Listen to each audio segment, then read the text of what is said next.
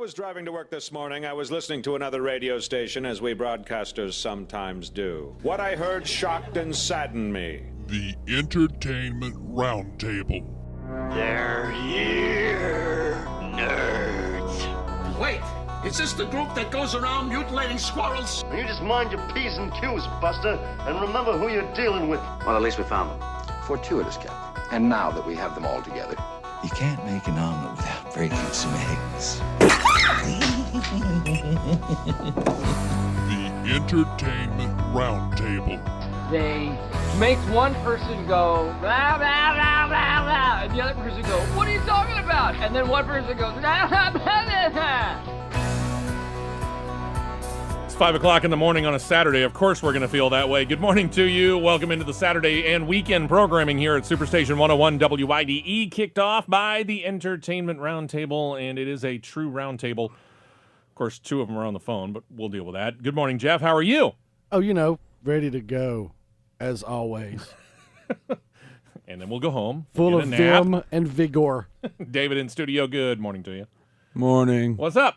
I'm so cold and sleepy and achy. Welcome to winter. On the phone, as usual, Ryan, how are you, sir? I'm doing well, Steve. How are you doing, Captain America West? I am doing very, very well, and we are joined on the phone by our good friend Jacob, who we went and checked out Thursday evening a couple of films. We'll be talking about those here in a couple of minutes. He wanted to call and make sure that he was able to give his review. So first things first, let's get some of this stuff out of the way. First of all, Jacob, welcome back in. Yeah, special guest appearance. Absolutely. Love to have you in here. When we went down there, we got to talking about the Variety, the children's charity, and you and I actually took the opportunity to kind of donate a little bit to that. And Variety, the children's charity, this is what some movie theaters, Amstar's one of them, I think Carmike, they said was another one that you can go. It's a not-for-profit organization. 21 chapters around the country. They serve their local communities by offering up financial assistance and services to local children who are disabled and or disadvantaged, as well as local organizations that serve youth with special needs. And what they're doing is they're taking $3 donations. I think you could probably donate anything, but if you donate $3, you get a kind of a cool little movie-themed pin that both you and I did, and they're doing Star Wars this year, so just kind of showing it off here. This is what it looks like. And she offered me up the Darth Vader right off the bat. Nice. I'm like, all right, I'm in. Jacob, you got the Yoda. You happy with it? Oh, yeah, of course. You got to go light side. Absolutely. And again, this goes for a great cause. So once you get your tickets, go up there, you get your refreshments. While you're getting your refreshments, go ahead and ask about the pin if they don't offer it up, because it's certainly going out for a worthy. Yeah, it's a neat little pin. Yeah, very cool. And apparently a couple of years ago, they did another Star Wars theme. Justin, our good friend down at Amstar, showed it to me. It was R2-D2 and C-3PO. There was part of me that wanted to pocket it and walk away, but I didn't do it. It was his. Well, that was very honest and decent of you, Steve. Yeah, it was a struggle, man. It was a struggle. It really was. All right. You can get in touch with us several ways, obviously through the Facebook page, Whatever with Steve West, on Twitter, at 101 Roundtable. And let's see. Let's deal with the top 10 real quick. I've got a quick review, mainly because of the fact that the movie has been out for a couple of weeks, but it is still in the top 5, so we'll give a quick review of it here in a moment.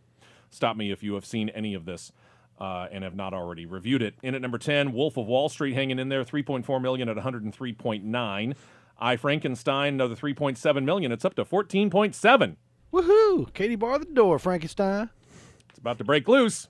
Feel it. It's any day now. It's on the cusp. American Hustle, $4.1 million, $133.5.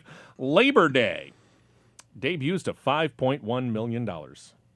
That's not good. Ryan, what are they have you checked to see what kind of ratings this thing is getting, like from Rotten Tomatoes and things like that? Well, I know it got between a 32 and a 34% rating on Rotten Tomatoes, so the reviews have not been favorable, and I think they were expecting either about that number, if not like maybe $1 or $2 more million. The premise of it intrigues me. Mm-hmm. Because, you get the guy come out and all of a sudden you got Stockholm Syndrome, but I don't know if it kind of just devolves into just pure romantic mushiness. It's probably not really all that much for me. Yeah, it's a Lifetime movie. Yeah, probably a better way to put it. I would agree with that. Up to number 6, where we got Jack Ryan, Shadow Recruit, made another $5.3 million over the weekend, up to $38.9. At this point in time, looking like it might top out somewhere around the $75-80 million mark. That's right about where Patriot Games performed the second film of the Tom Clancy franchise, the first one with Harrison Ford, and that was the lowest performing one of them all. With a stronger dollar. Yeah, exactly. Yeah. I don't know. I liked it. I didn't love it. I wanted to like this a whole lot more than I did. That brings us up to number 5. I'm sorry, I was interrupting. I was just going to say, it just didn't have a lot of story problems to it. It just wasn't, it wasn't actiony enough. Yeah, the action sequences that were in there also seemed a little bit too easy. I mean, Jack Ryan's supposed to be everyman. He's not this highly trained Jason Bourne, James Bond kind of guy. He's a Jack Ryan. Yeah, he's a Marine, but he's Jack Ryan. He's just an everyday guy. That brings us up to Lone Survivor. Made another $7 million over the weekend, 104.8. Went, and my wife actually wanted to go check this out. And I looked at her and I went, really? And sure enough, she wanted to go check it out. So we went on the suggestion of my next door neighbor. He said, you have to go see this film. Warning number 1. This is a film about, and it's based upon a true story, about Navy SEALs in Afghanistan in wartime. You've heard the phrase, cuss like a sailor? These are Navy SEALs in wartime. Your ears will get raped. But if you can get past the words that fly, you want to talk about one powerful movie. It's not your typical happy Hollywood ending either. I will forewarn you about that. But if you want to understand what our fighting forces are going through over in this war on terror, Lone Survivor is the film you need to go see. It is fantastic. And at the very end of it, and more movies should do something like this, especially if they're based upon a true story. And we're seeing this more and more. They actually show the pictures of the actual real-life soldiers. And it is heart-wrenching, and it is moving, and it is a fantastic film. Is it for everyone? No. But I found it to be excellent, and I'm rating it a 9. Wow. That's pretty high. And I got to tell you, those last 30 minutes, were they intense or what? Absolutely. They were absolutely intense. And again, I mean, you saw the credits where they're sitting there rolling the actual pictures of the actual people that the film is based upon. Mm-hmm. I couldn't move. And I got to admit, I got a little bit mad at a person who got up and walked out during those pictures. I wanted to stand up and look at them and go, where are you going? Sit your back down. I wanted to, because you should honor those guys for what they went through. So anyway, that said, so I give that a 9. We move on. The Nut Job, 7.2 million, 49.9. Doing very, very well, but it's not beating out that one animated film that just keeps going. Which brings us up to number 3, the other debut of the weekend. That Awkward Moment, $8.7 million. Ryan, what do we know about this film? What's it getting, Rotten Tomatoes-wise, anything like that?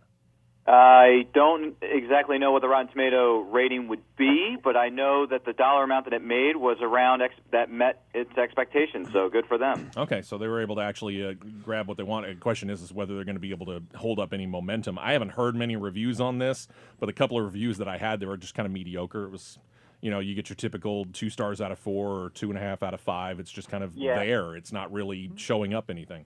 Rotten Tomatoes is giving it 22%. Oh, gosh, it's worse than Labor Day. Wow. Worse than Labor Day, yeah. They say it is formulaic and unfunny. There you go. That's it. And that gets us to the animated film that just won't go away. $8.9 million for Frozen, which is now up to $359.6. That's a juggernaut. Hunger Games Catching Fire, we have found out, has become the top-rated movie of all films released in 2013. Yes. How much money has it made so far, do we know? I believe, what is it, over 425 million? Frozen is making a bid for top grossing film of the year, and that is a little bit of a surprise to me. I didn't think that it was that good, but apparently this thing has resonated with families. It's a monster. My money's on it getting dethroned this weekend, as far as animated films go. It's going to get demolished. Yeah, it's coming down. And then you get the number 1 film of the week, second week in a row, Ride Along. $12 million added to the coffers, $92.7 million. So I take that back. It's third week in a row for Ride Along. Am I right? I think so. Yeah, it is, yeah. Yeah, third week in a row. So congratulations to them. Here comes the question, and I think we've already got our answer. Do we have ourselves a new number 1 coming this week? I say yes. Jeff? Oh, absolutely. David? Oh. You don't know? You don't know what's coming out this week? I have no idea. Lego Movie, Monuments Men, Vampire Academy. Oh, okay. So Ride Along, stay number 1 or gone? Gone. Gone. Jacob? Oh, Ride Along is gone. Ryan? Easily. I would say Lego Movie's number 1, without a shadow of a doubt. Sweeps. Ride Along will probably, I would say probably number 2, with all due respect. So that brings us up to this, and let's kind of go, because Jacob and I actually did the double feature on Thursday evening. We're going to start with the first movie that we went to go see, and that was The Monuments Men. This is George Clooney, Matt Damon, Bill Murray, and quite frankly, a major cast of others. True life story about a World War II platoon tasked with going into Germany and rescuing art from the Nazis in order to return them to their rightful places. Their owners preserve them. Jacob, I will defer to you and let you give your review first. Well, I really like the cast in this movie, and I like the overall story of this, but I had a real problem with the fact that the story just seemed disjointed. Like, there were just points where you wanted it to be... It just felt like you were in like little small snippets of things happening, and it was a lot of exposition of them getting the team together, and then it was like, oh, and great, we found the art, and then you were done. That was the movie. So thanks for spoiling it. Yeah.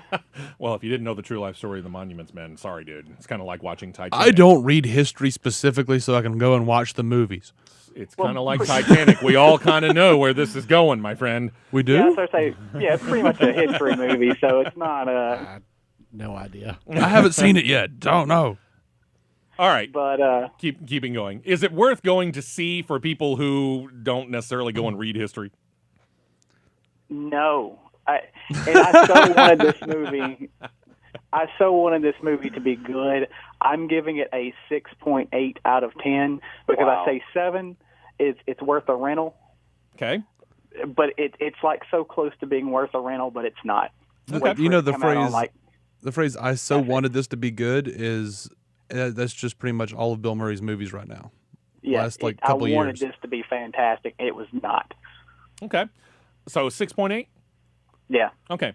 I'm going to go a little bit higher, but I asked you this question last night, Jacob, as we were waiting to go into the Lego movie. And we had got to talking about this. It was supposed to come out late last year, and then some technical problems kind of forced a delay. They say technical problems. I say I kind of know why. I heard it was story issues that they couldn't get it. Even then they couldn't get it to fit right. Yeah, even the delay really didn't help them out all that much. But I asked you this question. Supposedly this thing was going to get a whole lot of Oscar buzz. Did you see anything in this film that would tell you that this was a major Oscar contender? I don't think it's an Oscar contender for anything at this point. Not even like some of the minor, technical roles or anything. There's nothing. I will say this. I could see one person getting a possible nod for a Best Supporting Actor nomination, and that would have been John Goodman. Maybe so, because he showed a lot of emotion in this movie. He might have been the one guy. George Clooney, Matt Damon, good grief, Bill Murray, John Goodman, all the people that were in this, yeah, they all did a very good, Kate Blanchett, all did a very good job in what they were doing. But this was George Clooney's take upon a real-life story of a platoon of people that go around and they're trying to save art that the Nazis are either going to try and keep and put into the ultimate museum that Adolf Hitler wanted to build to himself. Or if they couldn't do that, which as it turned out they couldn't, they were going to try and destroy it and wipe it off the face of the planet. So, worthy, understood, but this is George Clooney's take on it, and the last thing that George Clooney did in a major ensemble film was Ocean's 11, 12, and 13. So this is Monuments Men combined with Ocean's 11. Mm-hmm. As he goes, and the first person he goes to get is Matt Damon, and as he's sitting there with him talking about what they're going to do and how he wants Matt Damon's character to be involved in this, I'm sitting there looking at that, and I'm going, if you pluck out Matt Damon and you put in Brad Pitt, this is Ocean's 11 all over again. It was slick. It was stylish. Maybe a little bit too slick. Maybe a little bit too stylish. And it's good, but it's not great. And I agree with Jacob. I'd put it right around at a 7. It's worth seeing. I wouldn't necessarily bend over backwards to go see it in the theater, but I'd say it's worth seeing, like in a rental, free preview weekend sort of thing. It is a good film. It's just not, it's not as good as everyone was hyping it up to be. No. So the lesson we learned in all this is DTC, don't trust Clooney? Not in this case, no. I haven't trusted him since 1997. The last really, really good film that I felt George Clooney was in was Ocean's 13. Oh, yeah, that was great. I'm sorry, we seem to be forgetting Gravity. Oh, yeah, that too. I don't call that a George Clooney film, though. That's really more of a Sandra Bullock film. Yeah, but he did a great job with the limited amount of time he was on screen, though, in Gravity. He was great. Well, I mean, I'm looking at this as being a George Clooney film. To me, Gravity was a Sandra Bullock film. The fact is you never know what you're going to get with Clooney. Sometimes he's amazing. Sometimes he's just like, wow, why? He does a good job, but he's overrated.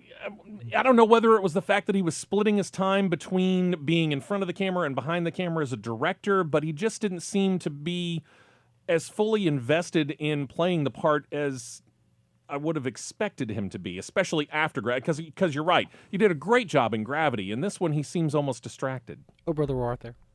That goes back a ways. Burn after reading. Yeah, I don't know. So we'll see. But again, I think it was worth it. I don't know as I'm necessarily going to buy this film. I mean, as a World War II historian buff that I kind of am, this one left me wanting more. Mm-hmm. Yeah. So then we go to the next film, The Lego Movie. Voices of Chris Pratt, Morgan Freeman, Will Arnett, Elizabeth Banks, and many others. It's about Emmett, a working-class Lego. He's mistaken for a superhero. He is tasked with saving the world. This is something that you do want to see. Oh, yeah. This is something... I definitely want to see it. You want to see this. Ryan, you said last week you wanted to see it. Have you had the chance? No, not yet, but I am going to see it this weekend. No question about it. All right, Jacob, we saw it last night. We did the double feature. We got out of there at midnight, and we're kind of looking at each other and going, wow, that was actually worth it. Tell me why. Well, first of all, let me say that every review I've read for this said, go watch this movie. No matter what your age is, go watch this movie. It's 97% on Rotten Tomatoes right now. Wow, that's crazy. That is quite the ranking. But as far as for me, I mean, it sets the benchmark for how to take something from, your childhood and turn it into a movie. As opposed to, say, G.I. Joe? Right, exactly. It is everything you want out of a Lego movie. It's fantastic. It's hilarious. Every second of the movie, you're laughing. There's not 1 second that is not good.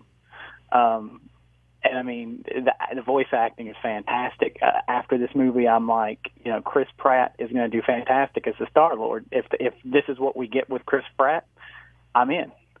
So, yeah, to me, this movie is so good that there's not even a number that you can rank it at. So I'm giving it a Lego Millennium Falcon set out of 10. Nicely done. Very well said. Jacob, can you stick around for a little bit? Yeah. All right. We got to take a break because we're right up against it. When we come back, we will get into some movie news here, but I'll give my review of Lego Movie. We'll talk about Vampire Academy, some of the other films out in limited release, but a lot of movie news to get to. But we got to take our first break right here on the Entertainment Roundtable on Superstation 101 WYDE. You're listening to the Entertainment Roundtable on Superstation 101.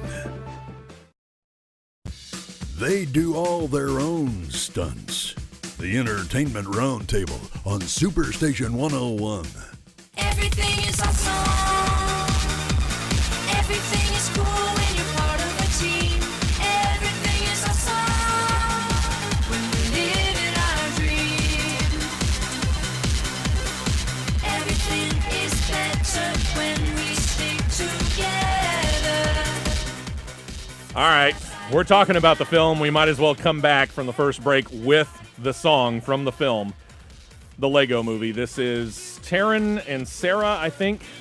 I can't remember the first name. Tegan and Sarah with some other group. The Lonely Island. Thank you. And it's called Everything is Awesome, and it is played quite often throughout the film. It's a cheesy song, but it so fits with the plot of the Lego Movie. It's perfect for it. Going to see this, okay, so a Millennium Falcon set out of 10 for Jacob. I'm actually going to give this a number. I thought it was. I thought it was great. I thought it was fantastic. One of the best animated films I've seen in a while. We have lauded many, many times Pixar for being able to come out with films that will play to the obvious idea of what you're making an animated film for, the family, the kids. But they give enough in there for the parents so that they're also quite entertained by the film. Toy Story, classic example of that. This is one of those films. The kids are going to love it. The parents are going to get a kick out of it. And this, they did a great job from beginning to end. Everything is Legos. They don't skimp on it. They make sure that you understand this is all about Legos, and every single bit of it is all Lego. It's just fantastic. The plot's great. It moves quick. It's very, very funny. And it has a neat little message at the end when they put a little live action in with the animation. So yeah, I was a little surprised that it actually had kind of a heartwarming ending. Yeah, it was actually very, very well done. I gave Lone Survivor a 9. I can't see giving this thing any lower. Higher, again, perfection is a hard thing for me. I'll give it right where I gave Lone Survivor. I'm going to put this thing at a 9. This thing is the best animated film I've seen in a couple of years. I've actually heard read a review that said this was the best large big screen portrayal of Batman ever. Oh gosh, yeah. I would say it is. That may be true, actually. Yeah, I mean the line that we've all seen, I only work in black and really dark shades of gray. It's funny, even though you know that the line is coming up, it's still funny when it comes up in the film. It's just so well done. It is a great film. If this film isn't number 1 this week, I will be extremely shocked because this film is just that funny. It is good stuff. Go see it, 9 out of 10, easy. That leaves us with Vampire Academy, which is going to get killed. Zoe Dutch and Olga Kurylenko, film about a woman, half human, half vampire, whose legacy is to protect mortal vampires from the immortal vampires. Huh? Boring. What? I thought all vampires were supposed to be immortal. I don't know where they come up with this stuff. Out in limited release, if you're so interested, make sure you check your local listings. Make sure you're getting it in a theater near you.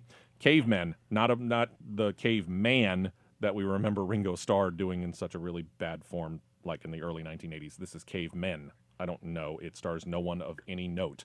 A Fantastic Fear of Everything, starring Simon Pegg, which automatically makes me go, might want to check that out at some point in time. I'm on board. Yeah, the trailer is awesome. Oh, you've seen it? What's it about? Yeah. It's basically this guy who is a writer who is afraid, who has this, tons of fears of all kinds of irrational things, and he decides to write a murder novel, and that's kind of going to scare himself out of his own house. Okay, A Field in England is also out. Kids for Cash, which sounds like a really bad documentary. The Last of the Unjust. You've got a movie called Love and Air Sex. I have no idea. Nurse 3D. Yeah. Something called The Pretty One. And the movie Welcome to the Jungle, which has its automatic built-in soundtrack song, starring Adam Brody and Jean-Claude Van Damme. I've seen the trailer for that. Have you? It looks pretty funny. It might actually. It really be. does. Coming out next week, 3 films. About Last Night, Endless Love. Didn't we already have a movie called Endless Love? Is this the remake of this film? This is the one with Captain Pike. I've seen the trailer of the last 2 films I went to. Okay. Like back to back with Labor Day. It's yeah.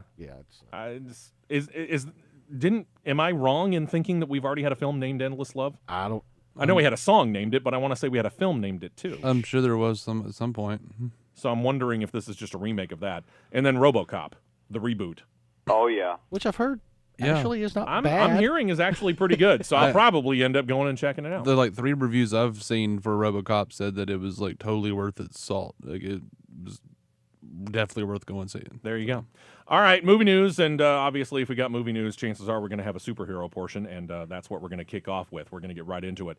Starting off with the second installment of the rebooted Spider-Man series. Jacob and you and I, through both films, saw the premiere or preview for it in front of both films, and it was a slightly different preview in both ones. I kind of found that interesting. Anyway, for Amazing Spider-Man 2, Ryan, we knew Spidey was going to have his hands full, but apparently what we already knew wasn't enough. What have you learned this week? Well, we know that B.J. Novak was already cast in this second film. We just didn't know what kind of a role he was going to play. Now we do. He has been cast as the villain known as Alistair Smythe, the crippled son of the Oscorp scientist Spencer Smythe, who is responsible for creating an army of robotic spider slayers, if you will. So we're not sure if we're going to see him create the Spider Slayer outfit, but he is going to be appearing in The Amazing Spider-Man 2, which opens everywhere on May 2nd, 2014. Mark it down as epic, and oh yeah, a lot of money is going to be made with this one, Jack. I'm sure it will. Jacob, you and I kind of talked about it. You have a thought that maybe this might be a setup for the next film? Yeah, I mean, I think this is probably what it's. He's going to be there. He's not going to be the villain in this one. He's just going to be a scientist there, and he's going to kind of prelude for Part 3. Okay, it'll be interesting to see if that happens. Maybe the Spider Slayer saga will be the story behind Part 3. Somehow that wouldn't surprise me a bit. Let's go over to Ant-Man, David. We know Paul Rudd's slated to play the diminutive character. What do we know about a female lead? Because there's got to be, right? Yeah, Evangeline Lilly is actually in early talks to play the female lead in Ant-Man. If she signs on, apparently she would be she'd be playing the daughter of Hank Pym's character and the love interest for Scott Lang's character.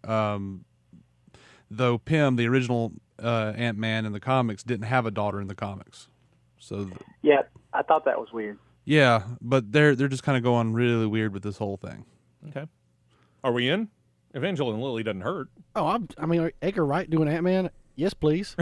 Yeah, I'm in. Yeah, Evangeline Lilly I'm very annoys intrigued me. by this. I really am. I don't know a whole lot about the character, but I'm very intrigued by the idea. I haven't seen any of the Lord of the Rings stuff or the Hobbit stuff that she's in, but I couldn't stand her on Lost, so I really hope she doesn't. I really hope she's not in the movie. Wow. All right, then. I don't like her. Don't hold back. Release your hatred. I joined the dark side a Yes, long apparently time ago. you have. Maybe this pin is yours. I joined the dark side. Let's go over to DC Comics, the Superman Batman matchup. And Ryan, you've learned a little bit about some of the details of the casting of Jesse Eisenberg. And apparently Matt Damon has checked in on the bat suit. What are they talking about? Well, as far as Zack Snyder casting the role of Lex Luthor and giving it to Jesse Eisenberg, they said they wanted to take a much different approach to the character.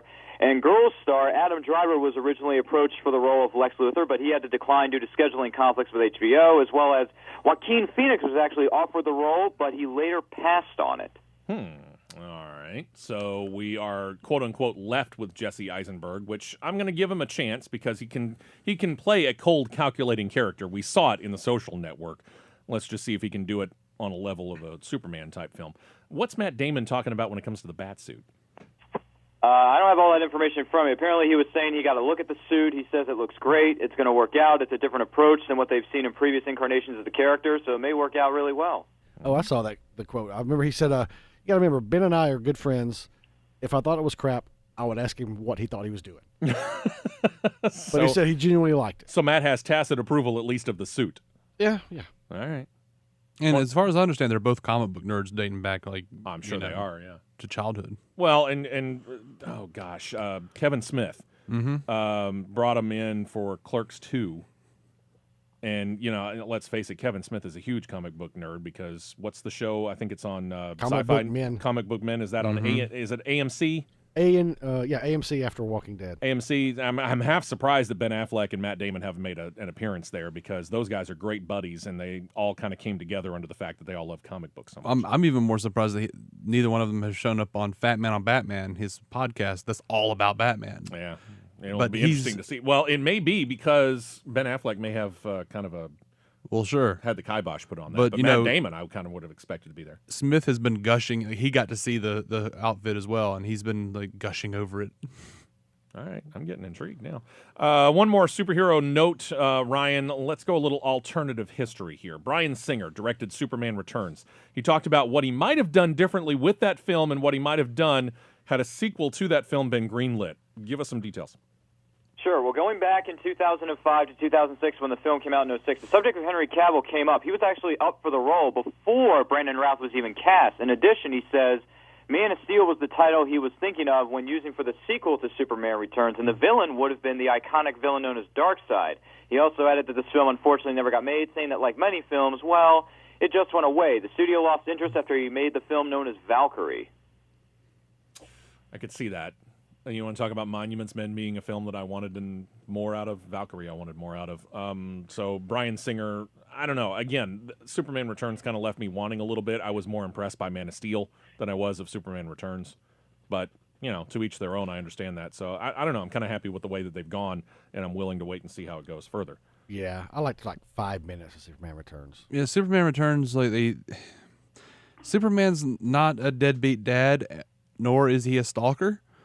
So, nor did he go away for 5 years and come back younger. Yeah, and hey, and you know what? If he's going with a sequel to Superman Returns, so okay, Lois finds out he's Superman. He gives her the super kiss, but then she winds up pregnant. Why isn't she asking like, Superman, what happened? What did you do to me? Right. It's one whale of a kiss right there, boys. It was.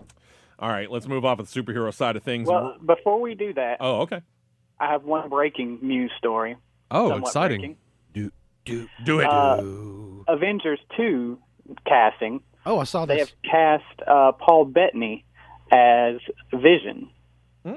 Oh, that's brilliant.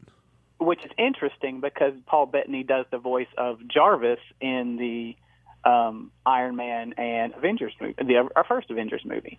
And Vision is pretty much the son of Ultron in most of the continuities that I I've kind of seen. like that. That's pretty good. That's a neat little twist. It'll be interesting to see how they incorporate that in there. All right, Yeah. moving away from superhero side, Ryan to director Paul W.S. Anderson. He checked in about the planned 6th film in the Resident Evil franchise and told fans, temper your expectations for a bit. Why?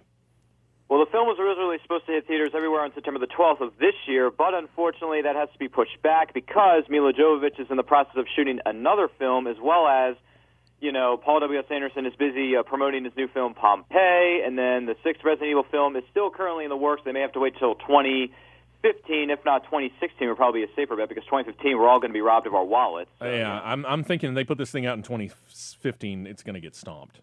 Oh, big time. That's why they need to wait till 2016. I agree. Or never. Exactly. That's what I was thinking. I was like, do we want to just keep pushing it back? I'm good with that. I've seen bits and pieces of, I think, 2 of them. I wasn't overly impressed. It wasn't enough to make me stick around, and I like Mia Jovovich, but it just, I don't know. It doesn't impress me. At least she gets to work every couple of years, Good for her. I like it. Over to Disney and plans for apparently an animation live-action feature film concentrating on a couple of rodents. David, what are the plans on Chip and Dale? Disney plans to return Chip and Dale to the big screen in a full-length feature that blends live action and CG animation. The award-winning commercial director Robert Rugen is writing the script, and it's based on his own pitch. The production company behind the recent Muppets revival, is producing. That is such a bad idea. I don't know if Chip and Dale can carry an entire film. It's an animated film. Don't make it live action, you idiots. If they actually do Chip and Dale Rescue Rangers, they get a lot of the nostalgia crowd in. But they're probably not gonna do they that. could do that, but still, I don't know if Chip and Dale can carry a whole film. No, they can't. Are you in? I'm in. I'm apathetic. Really? Why are you in, Jacob? Because I love Chip and Dales as a kid, so, why not? Okay. I'll give it a shot anyways. You know, that makes sense, that you would love Chip and Dales as a kid. Yeah. Little bow ties. Yeah. So much is coming together now. All right, Jacob, since you're here, we're going to let you go ahead and talk about this because you checked in and let me know about plans for Pitch Perfect 2. What's going on? Well, they have recast Anna Kendrick and Rebel Wilson to reprise their roles in Pitch Perfect 2. Okay. What I think is good. The movie was very, very funny. And we talked about it last week that Elizabeth Banks has been signed on. Instead of just producing, she's actually going to direct. This was her big time directorial debut. Yeah. This is one of those movies that it bills itself as a chick flick, but it's funny. It's very funny. It's worth it's worth seeing. If you can find it somewhere now, watch it. Okay. It's good. So. All right, one more note, and then we're going to kind of do a retrospective because of what we found out on Super Bowl Sunday. And we're going to preface this by wrapping up our movie news. The sad news came out. Actor Phillip Seymour Hoffman found dead in his New York City apartment, apparently from a heroin overdose. Ryan, we know he was portraying the character of Plutarch Heavensbee in the Hunger Games series. He was slated, obviously, to appear in both parts of Mockingjay, the first one to come out in November of this year? Yes. And then the second one, November of 2015, right? Mm-hmm. Yeah. All right. How does his death affect that? Well, it doesn't affect it all that much because, but he did have 7 days remaining to shoot on the Hunger Games of Mockingjay Part 2. He had one more emotional scene that is yet to film, so they're going to try to find a way to best handle that. And I think I read somewhere they're going to try to really digitally place him in that particular scene for Mockingjay Part 2, but that's not 100% confirmed yet. But it is a very, very sad story, very tragic passing to this great and wonderful actor. Plus, Plutarch Heavensbee in the role he played in the second film, great job by Phillip Seymour Hoffman. Oh, yeah. Yeah, a little bit of a retrospective here. Hoffman, to me anyway, kind of had the ability to portray just about any character, good or bad, serious or with humor. He won the Oscar for Best Actor 2005, his portrayal of Truman Capote in the film Capote. Over his career, in addition to that win, he racked up 3 Oscar nominations for Best Supporting Actor, also won 3 Tony Award nominations for his work on stage. He made his first real big screen appearance in the movie Hard Eight back in 1996, and then he would go on to work with director Paul Thomas Anderson, not to be confused with Paul W.S. Anderson, in several more films like Boogie Nights, Magnolia, Punch Drunk Love. Also appeared in films like Twister. I thought he did a great job in that. Yes, that was good. That was one of his best humorous roles right there, playing kind of a nut job. Yep. Went on to also play in Red Dragon, Charlie Wilson's War, Mission Impossible 3, and so many others. He would keep busy through kind of alternating. He would kind of move easily between big-budget films and the small, independent, low-budget films, and he always did a real good job in each of them. Phillip Seymour Hoffman, 46 years old. Her life is in your hands, dude. Dude. This is our concern, dude. We were not aware of that information, dude. I'll repeat it. Her life is in your hands. There you go. Jacob, can you stick around for one more segment? Yeah, for a few more minutes. For a few more minutes. Okay, you just let us know when you got to go. We got to take our final break, and we will continue with some DVD news from what's coming out Tuesday and transition to what's happening on your televisions. Hope you got your popcorn, because we're back to the Entertainment Roundtable on Superstation 101.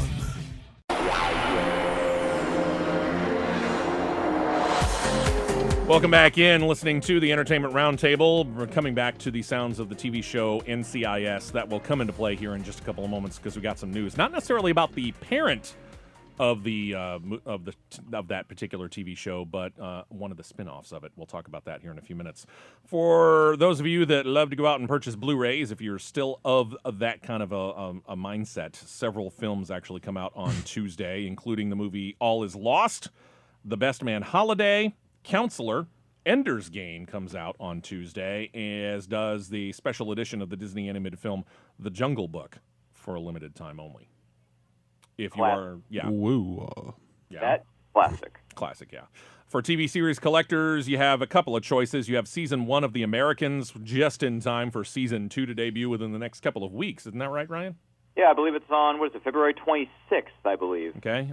Season 2 of the classic show Newhart, and Season 3 of Sherlock, the BBC show, with Benedict Cumberbatch appearing in it. I've seen the first 2. Yeah, like it? Oh, yeah. You're in? Yeah, I is keep hearing good amazing. things. You've already seen Season 3, Jacob. Season 3 makes Season 1 and 2 look terrible. It's that good. My biggest complaint is I didn't like Moriarty. I thought that guy was kind of weak. Well, you will like Season 3 because he's not in it. Yay! Oh, there you go. All right, then. All right, so let's go here and let's kick off with Ryan and news from CBS. Couple of things, actually. We're going to start here, Ryan. You've heard about a new addition to the cast of the summer hit Under the Dome. What are you hearing here?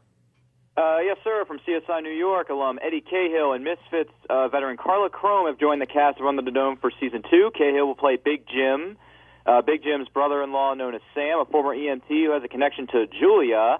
Meanwhile, English actress Crome will play Rebecca, a former Army brat who is now a teacher, with an all-new season premiering on Monday night, June the 30th on CBS. What are you laughing at over there? Just this text I just saw that Gretchen Carlson read that someone wrote about her. Oh, okay, yeah, I happened to see it too. You could take a walk through the waters of Gretchen Carlson's mind and not get your ankles wet. That's amazing. Not exactly a ringing endorsement. All right, off of the Fox News Network, back to CBS here, and their biggest scripted show on television actually is NCIS. But specifically, Ryan, we want to talk about the second spinoff of the show. Not talking about NCIS LA.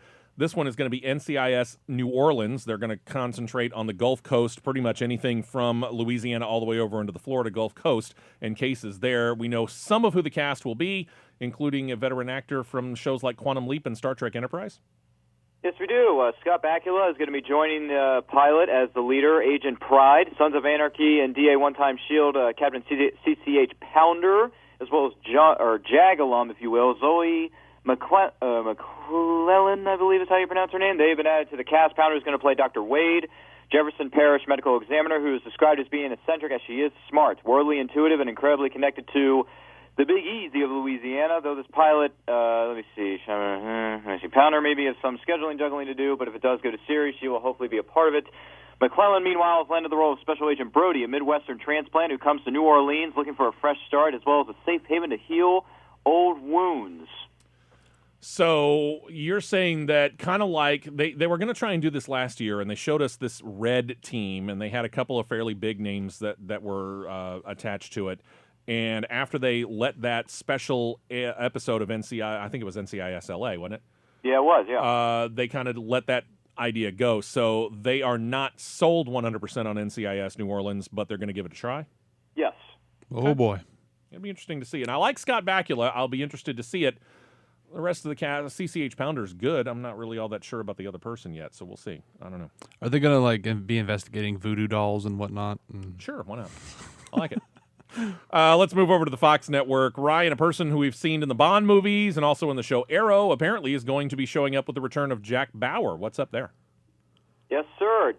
Colin Salmon will play General Coburn, an intelligent, powerful, and fiercely loyal man who does not suffer fools no matter what the rank. And yes, as you said before, he plays Walter Steele in the CW hit drama series known as Arrow. And if you haven't seen the teaser trailer for this new series of 24 Living Today, check it out because it premieres everywhere May 5th on Fox, Jack. You would be one of the few that didn't because 112.2 million people watched the Super Bowl, and they had 24 promos running all through the Super Bowl. Oh, did they ever? Let's stick with Fox and go over to David here, the star of the show New Girl, Zooey Deschanel. She is apparently working with the network and wants to bring in a new series. I guess is going to slide into the animation domination lineup? Yes, sir. She's going to be an executive producer of Queen of Everything, which is a workplace comedy set in a modern fairy tale world. The show will center on an evil queen who realizes ruling a kingdom is no cakewalk when you have no people skills and everyone hates you. Kind of like Angelina Jolie in a certain Disney film coming up. Yeah. Ain't nothing new under the sun, man. No, there ain't. Everybody's just picking up for somebody else. I'll give it a shot, but I don't know as I'm necessarily going to become a humongous fan of this show. What thread did you leave lying there? Let me just grab it. Let's go over to NBC here, and Ryan, back to you. NBC trying to rebuild their comedy chops here. They brought back Michael J. Fox. They brought back Sean Hayes. They were kind of trying to relive successes of shows like Family Ties, Will and Grace. We found out last week they pulled the plug on Sean Saves the World. Ryan, we were kind of wondering how long the show that followed that, the Michael J. Fox show, might last. How long? Yes, NBC has decided to cancel the show after 15 episodes, and they're not sure when the other 7, which would make it 22 episodes altogether, are going to air. Sometime during the summer when they do a new episode dump. Well, you know, NBC is so behind the times. I dropped the show weeks ago. Oh yeah, I think I watched the first 3 weeks of the show, and I'm like, no, I can't do it. And I haven't watched it since the 3rd episode, I thought. So yeah, I dropped it a long time ago, and apparently a lot of other people did because the ratings on this were horrible. Ryan. Yeah, they were. I'm not sure of the exact numbers, but I believe it was like 2-3 million viewers, something like that. I don't know. It was pretty bad. It's not like it's bad, like Sean Saves the World, but it's just so mediocre and such an obvious ripoff of Modern Family. Yeah, that and the fact that I'm sorry, but whoever they've got that played Michael J. Fox's sister in the show, she was I wanted to jump through the screen and strangle her. And his wife. Yeah, she had her moments, but yeah, it was just. And his son. It was just there. I mean, it didn't stand out and make me want to go and actually watch it. Yeah, it wasn't good. We talked about the Arrow show. Let's go over to the CW network. We saw Flash introduced earlier this season on Arrow in preparation, obviously, for the spinoff series. Ryan, you've heard they are now adding to that show's cast. Who did they add, and where might we have seen them before? Yes, sir. The game alum Candace Patton's going to take on the role of Iris West, a grad student who is Barry Allen's quick-witted best friend, as well as the daughter of Detective West, played by the great veteran actor known as Jesse L. Martin from Law & Order. We love you. The character becomes a love interest for Barry. Rick Costa, as well as Danielle Panabaker, of all people, are going to be co-starring on this Flash series. Wait, what? A love interest for Flash? Yeah, that's right. But Felicity. No, that ain't going to happen, pal.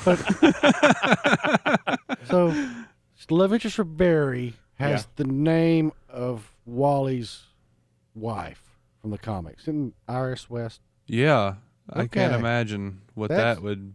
I think we're building up some strife here, folks. Just saying. All right, David, let's go to the cable network. Disney XD. Of course, we know Disney bought out Lucasfilm earlier within the past year or so. David, apparently that marriage is going to net them something. What? Oh, yeah. Disney Channel is putting out a movie this summer. It's an animated movie called Star Wars Rebels. It's set 14 years after the events of Revenge of the Sith at, quote, a time where the Empire is securing its grip on the galaxy and hunting down the last of the Jedi Knights as a fledgling rebellion against the Empire is taking shape. They're going to do a movie on Disney Channel and a series of shorts on the Disney Channel, and then they're going to move it to Disney XD as a full series. Okay. I can see where they're going with this. They kind of bridge the gap between episode 3 and episode 4 in the movie series. Sort of. Sure. Sort of. I don't see a point to any of it. Well, it's kind of like Clone Wars. I mean, it's trying to Hey, expand whatever. upon the idea of the Clone Wars, which we got a little bit of a, which of a we taste of it in episode 2. Yeah, that should have been episode 2. That I can actually agree with. You don't see a point, huh? Yes. Not at this point. Well, it did have that point. Yes, I know that point. Milk the cow until it's dry, and That's everyone right. who once loved it hates themselves and the franchise. No, I'm I a still- Star I Trek s- fan. I know I how still that love feels. the first 3. Still love the first 3. I love 4, 5, and 6. Technically, 1, 2, and 3. But don't the other like really bad movies just like make you feel like the first original 3 were just like lesser now? Like, No. Doesn't it like hurt that? Nope. My number 1 film of all time in my life, in this, of course, my opinion, you may have another one, but the number 1 film in my life is Empire Strikes Back. I don't blame you for that, by the way. Ewoks aside, I was a Jedi guy, but still. It's an awesome movie. There you go. 2 more things here, and we're kind of going off here as far as necessarily cable networks or television networks, although one of them may be. We'll see. But let's go to Netflix. They've started to build up a lineup of original shows, and Ryan, they're at least gaining enough of audience to keep them around, I think. For example, Kevin Spacey, I think it is, in the show House of Cards. Yes, sir. Even before the second season premieres, which will be on Valentine's Day with all 13 episodes, has been confirmed they have been renewed for a third season with another 13 episodes slated. So now Netflix is making you not only want to be able to go get some of the movies that you may have missed in the movie theaters, they're actually giving you original programming to try and up the value of your subscription. I love it. Right. They're going to be the ones doing the Marvel series coming up in the next couple of years. Yeah. Yep. Might actually make me get a Netflix subscription, which I am one of the few probably who doesn't have one. Anything to screw over the major networks, I'm happy with. He's a non-major network fan, obviously. And David, we're going to wrap up here with you on the last bit of news here. Tell me about plans for the creator of the Sandman comic book series to bring another one of his comic books, apparently American Gods, to television. Yeah, Fremantle Media North America has secured the rights to the Hugo and Nebula award-winning novel American Gods. Gods blends fantasy, religion, mythology, and Americana as it deals with the old gods of the Bible and mythology losing ground in the modern world as more people shift their belief and faith to new gods, which reflect society's worship of money, technology, pop culture, celebrity, and drugs. Against this backdrop, an ex-con named Shadow Moon falls in league with a con man named Mr. Wednesday, who is actually an incarnation of the Norse god Odin, on a quest to gather recruits for an upcoming war against the new gods. All right, let me ask this question before we kind of comment on this, because we got a little bit of time left. Is anyone familiar with this comic series? You are, Jeff? It was a novel. It was a novel. Novel comic, okay. Oh, yeah, I've read it like 3 times. Okay. Yeah, so I've read it. What I'm getting from this Not is 3 that times. this is holding up a mirror to American society as a whole. Somewhat. Kind of, or at least his commentary on that. The premise is that, like, anyone who came over to America from, say, Europe, they brought their belief of like an incarnation of, say, if it was Vikings, they brought the Norse gods with them. Right. But over time, since no one believes in them anymore, they sort of have lost a bunch of power. They're just still hanging out because they're basically immortal, but they don't have the pull or power they used to, so they just sort of live ordinary lives. Such a cool idea. Okay, really so is. Fremantle Media has struck a deal with him. Mm-hmm. Have they talked about where this might appear? No. We So don't this know could when be, or this where. could be Netflix, this could be HBO, this could be ABC for all we know. Fingers crossed HBO, but I don't know. Yeah, anywhere. It could So, I be mean, anywhere. this thing could land anywhere. Ryan, your thoughts on something like this? Well, I don't know anything about this character, much less the storyline, so I don't have much of an opinion. So Jimmy Crack Corn, I guess I don't care. I will be interested to see this if it's accessible to me. Jacob? I mean, I think it'd be interesting. I'd like to see where it goes with it. And actually, guys, I have to run, and it's been good being on the show. Yeah, we appreciate you coming in. Thank you so much. Bye, Jacob. Drop by anytime, sir. Later. Will do. Thank Miss you so much. you. Yeah, no kidding. Needs to be back in studio. We're working on that, by the way. Okay, so we are in a situation where, wow, we actually got through all of the news this week. It's amazing. Impressive. It's amazing that we were able to actually do that. All right, so this weekend, Jeff, are you going to go see Lego Movie? I'm going to try my hardest. Okay. David? I'll be running around with a rake trying to find some quarters or something to do that. He's gonna be rattling a sofa trying to find enough money to go see this thing. I'm gonna be in the backyard with like a metal detector. Metal detector. And Ryan, you said this is on your schedule, correct? It is, but with the impending snowpocalypse and different snowstorms that have been affecting the East Coast as of late, I will be lucky if I get to see it this weekend. If not, I may have to save it for next weekend. So it may be a double feature for you, huh? I guess, because I'm supposed to see RoboCop this week, and hopefully I'll be able to see the Lego Movie next weekend, if not this weekend, because of all this impending snow. Wow. How much are they thinking you're going to get? Well, I haven't heard any exact predictions, but all they say is like snow showers, wintry mix, all those wonderful weather conditions. It's terrible. Gotta love it. All right, we can find you online if we got questions. Where? Yes, go to facebook.com/TheRPM Show, or you can find me on Facebook at Ryan Matthews. Ryan, we appreciate it and look forward to talking with you 1 week from right now. Yes, sir. Thank you for having me on the show. You guys take care and don't work too hard. Never do. Thank you so much, Ryan. David, we can find you online. How? Yes, sir. You can find my original comedy sketches and web series at maladjusted.tv. Very cool. Jeff? Hey. We'll see you right here Monday. You sure will. And me too. Y'all have a great weekend. We appreciate you listening. Fastest hour in radio. That is coming up next right here on Superstation 101 WIDE.